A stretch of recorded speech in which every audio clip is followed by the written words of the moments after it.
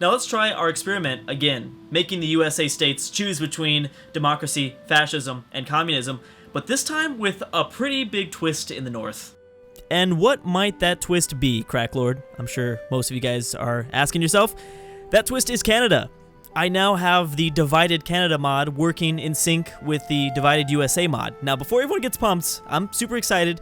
This isn't that big of a deal, but there's a small change. These are two separate mods, and they don't necessarily work the same way.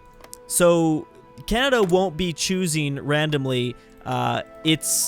They won't be geared towards a certain ideology, like the U.S. states are, where they're randomized within the first 2 months, and then they usually join factions and stuff like that. That won't happen with the Canadian provinces. However, it doesn't matter. It doesn't matter at all because the Canadian provinces border most of the U.S. states, a lot of the northern U.S. states, obviously, and they end up pretty much kind of figuring out whatever their neighbors do. They usually, they still go to war. They usually end up seeing what's best for their state or their province, I should say, in this scenario, to do. And they go fascist or they go communist or whatever. They join a communist faction that maybe forms up in northern U.S. territory, or who knows. So either way, so in the beginning of this series, I probably won't be focused on Canada super, like a whole lot. It's still going to be kind of focused on U.S., at least for video 1 and 2. That doesn't mean that Canada isn't going to have a big role. Canada is going to have a very big role because these provinces have some pretty interesting results. The territory changes and things like that is pretty fun to watch. I'm also excited to see if Alaska does something a little bit more fun this time around because they are bordering Yukon and British Columbia. By the way, you know, these Canadian provinces, I should say, aren't in the best of situations at the start of this game. Quebec and Ontario are pretty good, but they're only at 3 factories, 500,000 manpower at the moment. Same thing goes for Ontario. Yukon is going to be the next Wyoming, I think, because they have 7 manpower. Just 7. That's it. 7 recruitable. Out of, like, how many people live here? Total manpower, 5,000 people live here at this moment in time, 1936. Oh man, that is fun. So they're going to be kind of the new Wyoming. I'm kind of rooting for Yukon. I hope they do really well. Another thing before I press play is that we do have the historical focus mode off this time around, which means that these states will be way more likely to form their own factions. So I'm guessing the North American continent is going to function completely different than what the rest of the old world does. So that will be very exciting and obviously producing different results, as well as obviously having Canada here is very different because none of the Canadian provinces are starting off in a faction. I mean, who knows? We might even see the Allies attack Quebec if Quebec decides to go fascist here. So who knows? All right, so let's press play. In the very beginning, like I said, we'll be focusing on some more of the states because the states will be making the changes, and then over time, probably by the end of this video or the next, that is when the Canadian provinces the ball will be in their court. They can choose to do whatever they want. See, Montana, I almost called them Mantana. Montana went communist here. So this might mean maybe Alberta will want to go communist, or maybe they will want to go fascist. Okay, this is the first war that always pops up. Panama versus the Panama Canal. And usually nothing ever ends up happening in that war, which I find very, very funny. The Lone Star Empire. That is awesome. I'm so excited. Texas will actually do something now. So the democratic states don't necessarily do something very early on because they're democratic. They're not trying to go to war. It's the communist and fascist states that do the crazy things. By the way, the Canadian provinces are neutral, so they can do whatever they want too. Yes, okay, so I'd be very worried if I was Mexico, especially if someone else is fascist next to them. And there is. The New Mexican Empire, the Lone Star Empire, looks like the state of Arizona. Oh, it's only January, so we can't... We need to wait at least a few more weeks before we make any... Oh, California went communist again. I wonder what that means. Again, I'm from California, so I'm a little bit biased here. Ooh, we might see kind of a communist uprising in the Pacific. I predicted that last time around, but California didn't have a very good game. But Oregon, Nevada, and California might be working together. Washington stayed Democratic. Idaho, communist as well. State of Utah. All right, I'll try to look at more of the eastern states as well. We've got fascism forming out of a little bit out of the south so far, from Mississippi, communist Louisiana. Ooh, this is very divided. communism has a good hold in the Deep South already. It's March, so more than likely none of the other states should change, I don't think. Missouri once again went fascist. They are the winners of our last series. Michigan has stayed. Let's check on New York. New York's gone communist. So is Pennsylvania. Ooh, that's a really good combination. These two are pretty powerful, and if they ally to each other, that's gonna be tough to stop right there. Yeah, so we have to watch over that. Vermont has gone oh my gosh, there's a lot of communists. A lot of communism here. I actually don't see as much fascist. I mean, because Texas went fascist, that's really big in and of itself. So I don't know. Anyways, okay, so I mean, the table has been for the most part set. I mean, I'll try to continue to click on these. North Dakota went fascist, which means, you know, it might be more likely that Manitoba or I don't know. You guys try to help me pronounce this one. Saskatchewan. I don't know. I've got Canadian viewers that try to help me out here, but it's always tough. It's always tough for Cracklord. So Mexico will be almost guaranteed to get involved in something, because both of these states are fascist. I'd imagine that they're probably going to both attack. Either they'll attack Mexico, or if Mexico attacks some of the democratic states, which I think is unlikely, something will take place. Did Oklahoma go fascist? No. We'll have to see if this is enough of an alliance for Texas. I mean, they only border one other fascist state, so it's going to be tough either way. It's definitely going to be tough either way. Obviously, the Italians and Ethiopia have peaced out. That's not a big deal. And like I said, there's nothing that's going to come out of this. I don't think either one really has any divisions up, and they don't plan on it. At least I don't think so. I don't know if that's the crack speaking. I have no idea. So factions won't form probably until video 2. The first war won't pop up until about 3 or 4 months. So by the end of this video, we should see our first war. I don't know if I mentioned, oh yes, we have oh, that's perfect. That to me so far is the most exciting. Besides Texas going fascist, Alaska going fascist, which means they'll be able to do whatever they want up here. And they might even be able to, again, get some of these Canadian provinces to go fascist as well. There goes the Civil War. I wonder how many states, you know, we didn't check on this last time, but I wonder how many states will contribute to nationalist Spain. I don't know if many did last time around, but we'll see. I'm going to try to check in on that. I definitely want to check in on that. Again, because we have non-historical focus on, that's not only going to make a big difference in North America, but of course it's going to make a difference in World War II. World War II could turn out drastically different. We could see France join the Comintern, which I've done that before in my own series, and that's usually a really bad idea for the Soviets because you don't have the British involved, and then they just sit there and laugh at you while they sit on their island, and then I cry, which is common. Okay, I don't know why I'm checking the faction map mode. All I know is that we've learned the faction map mode ends up being a lot more clear than the diplomacy map mode. All right, so let's view as Texas, because I'm pretty sure they're going to be one of the first states to go to war, the Lone Star State. Again, at 1 million manpower, they're one of the strongest states in the very beginning. Oh, yeah, how about Florida? And we have a communist Florida. So all of the big states, all the most popular states so far will be doing things. New York, Pennsylvania, Florida, Texas, and California all didn't stay democratic, which means they will all be mobilizing. This is going to be a really interesting scenario. I promise. I don't know if you've ever, if you haven't experimented with the divided states mod.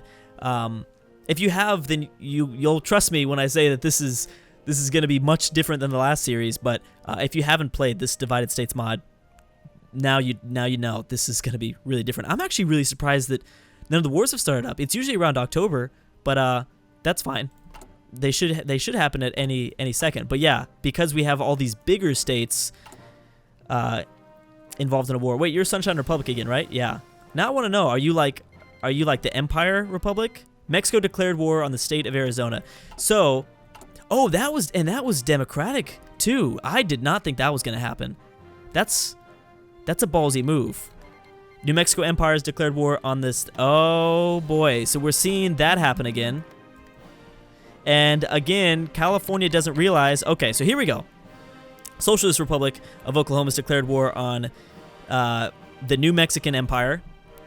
We've got Republic of Ohio declaring war on the Commonwealth of Kentucky. Now, I might go a little bit slower this time around because some of the most action, especially with the non-historical mode on, some of the most action that takes place will be in the very beginning, so I might take it a little bit slower in the beginning here. That was a good opportunity. Oklahoma sweeped in. Let's view as the New Mexico Empire. Pennsylvania's declared war on the Socialist Republic of Ohio. That's another thing to keep in mind is I know that I assume that New York and Pennsylvania would be working together, but that's not necessarily the case. The communist states might not necessarily, because like California is not going to care about Arizona going down, even though they oh, wait, I'm sorry. Arizona's democratic. California can do whatever they want. Never mind. Okay, whatever. Yeah, so we've got Maryland going after Pennsylvania here. We've got Pennsylvania going after Ohio. New Mexico might not do too well, and now Texas sits and thinks. They sit and think. Texas doesn't realize. I don't know if the AI considers the facts. Oh, yep, they went after New Mexico. That is interesting. Mississippi Empire has declared war on Arkansas. That would be very helpful. Hurtful. I almost said like hurtful. I don't know. That'd be very helpful if Mississippi takes over Arizona, at least for the Lone Star State. Or Lone Star Empire, I should say. Well, this is the focal point. We've got Virginia declaring war on Kentucky. We also have Missouri going after socialist Arkansas. We're going to wait. Oh, California declaring war on Arizona. Okay, so everybody is going after these two. That's hilarious. Poor Arizona and New Mexico. But that just seems, that's how the cookie crumbles, I guess. Let's check on the East. New Jersey's declared war on Pennsylvania. Ooh, that's not good for Pennsylvania. Oh, that's really bad. Maybe this won't turn out to be as strong of a campaign for those two in the Northeast. New York is now going after New Jersey, which should distract New Jersey from Pennsylvania for a little bit.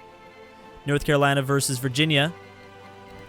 The Hoosier Empire, that's awesome, has gone after Commonwealth of Kentucky, New York and New Jersey, and we have Ontario. There's our first, I knew it. See, I'm telling you, they can do whatever they want up in Canada. Ontario's declared war on the Socialist Republic of Ohio. So they're going to squeeze in through, can they do this? Wait a second, I don't think they can. Oh, I guess if they get military access, I guess. Iowa's declared war on Missouri. Well, good for you, Ontario. Get involved. Get involved early. We've got Oregon declaring war on California. Ooh, ballsy move there. Yeah, that's a ballsy move. I wonder how Mexico's doing. Louisiana's declared war on socialist Arkansas. And yeah, remember Louisiana is socialist as well. So there's like a little mini war taking place here. Oh, everyone's after Arkansas. That's what's happening. Everyone's after Arkansas, and Texas seems to be doing... Actually, they kind of cut off Oklahoma. That's a smart move. Is that the British here? Or did you change your flag or something? There's some like weird glitches sometimes about the like intel. No, that's their flag. It just looks like... I think there's a glitch or something. Anyways, South Carolina Empire declared war on North Carolina. And Guatemala has declared war on Mexico. We saw that happen last time. Central America likes to come and uprise against Mexico when they're distracted. That's kind of funny. South Dakota versus Iowa. And Alabama versus Mississippi. Minnesota versus... I feel like... Is this crazier than normal? I feel like this is a little bit crazier than usual. I want to keep in mind any Canadian states that get involved. Montana versus South Dakota. That will certainly have major implications for some. Connecticut versus New York. Wisconsin versus Illinois. Oh my goodness. All right, so I don't think... There we go. British Columbia versus Montana. So they will take advantage of the fact that these northern states are distracted. And boom. Alberta didn't wait long to get into that either. They did not wait long. Okay, so Quebec declared war on the People's Republic of New York. I'm actually surprised that they got involved this early. I'm very surprised that they got involved this early. North Dakota Empire versus Minnesota. Almost every single Canadian province now that borders the states are now at war, except for Manitoba. But almost every single one. That's crazy. We'll see if Alaska does something. I'm really hoping they do. Okay, so what's going on with Mississippi? What happened to Mississippi? You became the puppet of who? Mississippi, you are now part of Alabama. Did I read that right? Yes, okay. But now you're also fighting Florida and Georgia at the same time, so be careful. Yes, you better be careful. Texas is winning this war by quite a bit here. How's California doing fighting their two fronts? The West is just insane right now, because you've got all of this taking place. Mexico, what are you doing, Mexico? I feel like you're not even trying, and you might be distracted by Guatemala. Oh yeah, Guatemala was doing well for yourself. That's going to slow down Mexico's progress, for sure, which is good for California. You know, Texas might go straight after Arizona right afterwards. Okay, so North Carolina was puppeted, I'm guessing, by South Carolina. No, by Virginia. Oh, interesting. I wasn't expecting... Wait, did I read that right? I might have read that wrong, too. Or, no, I got it right. Has a truce. Oh, I thought that was a puppet situation. Oh, yeah, it is. It is. It is. Okay. I was confused. It just takes a little bit for the game to update.